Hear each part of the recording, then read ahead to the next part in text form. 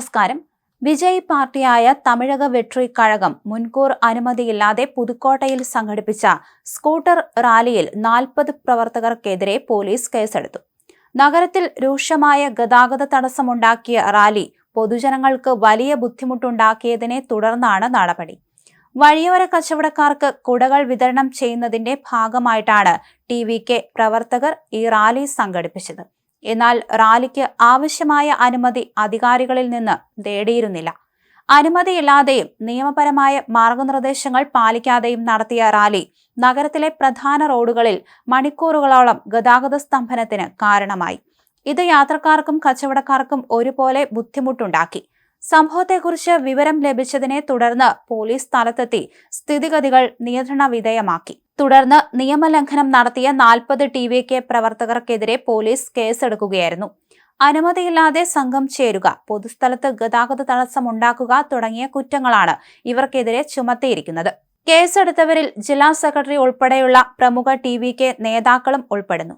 വിജയുടെ രാഷ്ട്രീയ പ്രവേശനത്തിന് ശേഷം അദ്ദേഹത്തിന്റെ പാർട്ടി ഇത്തരം നിയമലംഘനങ്ങളിൽ ഉൾപ്പെടുന്നത് ഇത് ആദ്യമല്ല. ഇത് പാർട്ടിക്ക് പൊതുജന മധ്യത്തിൽ ഒരു പ്രതികൂല പ്രതിച്ഛായ ഉണ്ടാക്കുന്നതിന് കാരണമാകുമോ എന്ന് വിലയിരുത്തപ്പെടുന്നു.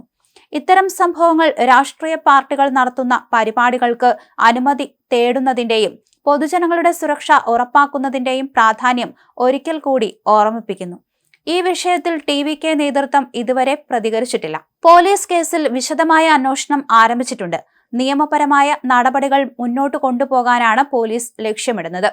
ഇത്തരം സംഭവങ്ങൾ ആവർത്തിക്കാതിരിക്കാൻ രാഷ്ട്രീയ പാർട്ടികൾ ജാഗ്രത പാലിക്കണമെന്ന് ഉദ്യോഗസ്ഥർ ഓർമ്മിപ്പിച്ചു. ഈ സംഭവം പുതുക്കോട്ടയിൽ രാഷ്ട്രീയമായി ചെറിയ ചർച്ചകൾക്കും വഴിവെച്ചിട്ടുണ്ട്. അതേസമയം കരൂർ ദുരന്തത്തിൽ മരിച്ചവരുടെ ബന്ധുക്കളുടെ കാലിൽ തൊട്ട് മാപ്പു ചോദിച്ച നടൻ വിജയ് രംഗത്തെത്തിയിരുന്നു. മരിച്ചവരുടെ ബന്ധുക്കളുമായി വിജയ് കൂടിക്കാഴ്ച നടത്തുകയും ചെയ്തിരുന്നു.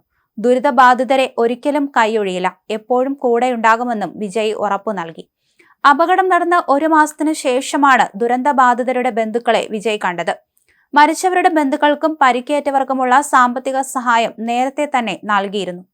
അപകടത്തിന് പിന്നാലെ ചെന്നൈയിലേക്ക് പോയ വിജയ് കരൂർ സന്ദർശിക്കാത്തതിൽ വലിയ വിമർശനം ഉണ്ടായിരുന്നു.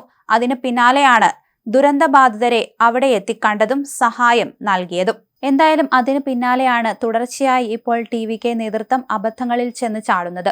റാലി സംഘടിപ്പിച്ചതിന്റെ ഭാഗമായിട്ടും ഒക്കെ വലിയ പ്രതിഷേധം ഉണ്ടായിരുന്നു.